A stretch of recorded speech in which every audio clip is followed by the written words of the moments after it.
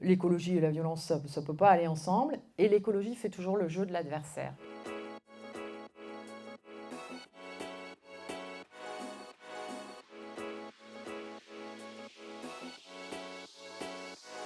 Pendant très longtemps, quand on entendait les alertes du GIEC, d'un certain nombre de scientifiques, on se disait que ça va nous concerner ou que ça va concerner nos enfants, mais pas que ça nous concerne maintenant.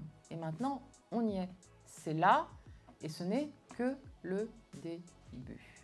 Je trouvais que c'était une conférence très intéressante qui faisait vraiment prendre conscience de la réalité actuelle et du besoin de changement. Ce qui m'a particulièrement plu, c'est la franchise de Mme Bateau sur son action en politique et sur sa vision personnelle et comment elle l'avait appliquée à l'époque et comment elle continue à se battre aujourd'hui. Réussir à voir des gens en politique qui ont cette vision des choses, c'est vraiment plaisant et ça m'a vraiment fait plaisir.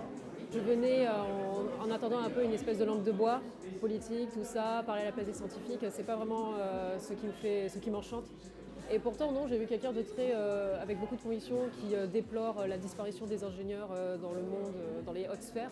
Elle nous a fait reprendre foi en l'idée que des petits gestes, ça peut tout faire. Elle m'a aussi incité à peut-être faire plus d'actions, comme par exemple elle a parlé de la marche au climat ce week-end. J'ai l'intention d'y aller maintenant.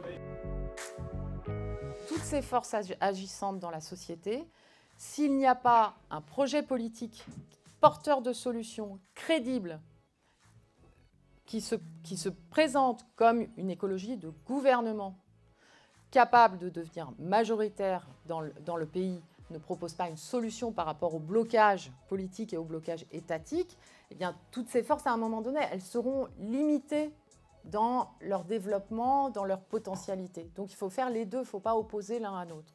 En tout cas, moi, c'est comme ça que je vois les choses.